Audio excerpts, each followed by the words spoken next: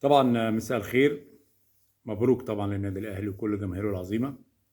الاول طبعا بشكركم على صفحتي على الفيسبوك 1.5 مليون متابع.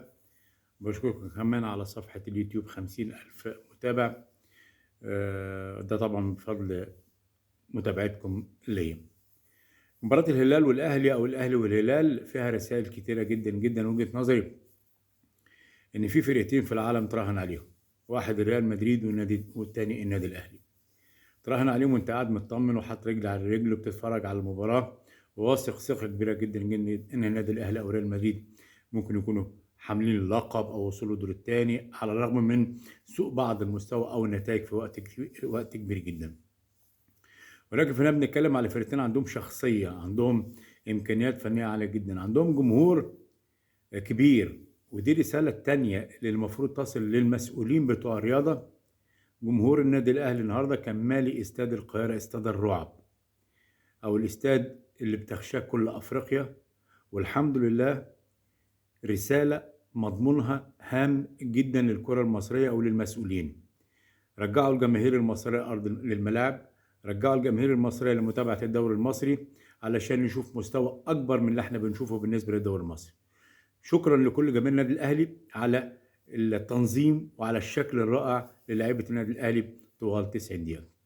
الرساله الثانيه والنقطه الثانيه، هو ناس كتير جدا تخوفت من التشكيل اللي عامله مارسيل كولر، مروان عطيه وسيف ديانج على الدكه، رامي ربيعه بيلعب من بدايه المباراه. ولكن وجهه نظري ان كولر ارسم مفهوم جيد جدا ان اي لعيب هيلعب في النادي الاهلي هيأدي بنفس الشكل وبنسبه 100%.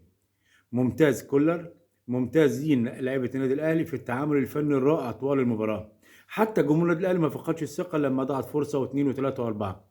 ولكن الشكل العام في التشكيل كان مفاجاه. ولكن انا وجهه نظري رساله كبيره جدا جدا لكل لعيبه النادي الاهلي ان اي لعيب هو لعيب اساسي، مش احتياطي ولا جاي بديل للعيب تاني. النقطه الرابعه او المهمه هي عمليه التغييرات. ناس كتير جدا تخوفت، ولكن بعد نزول حسين الشحات شفنا الراجل قرا الجيم بشكل كويس جدا، بشكل جيد، لعب على نقاط الضعف اللي موجوده عند نادي الهلال، لعب على العمق الدفاعي بشكل اكثر من ممتاز. ودي نقطه توريك ان الراجل فعلا شاف الهلال مره واثنين وثلاثه واربعه. ده امر جيد جدا.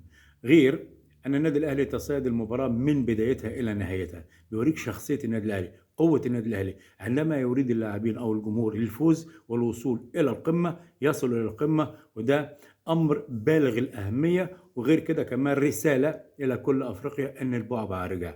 بعبع افريقيا والنادي الاهلي، مارد افريقيا والنادي الاهلي، سيد افريقيا هو النادي الاهلي. ده من وجهه نظري الشخصيه.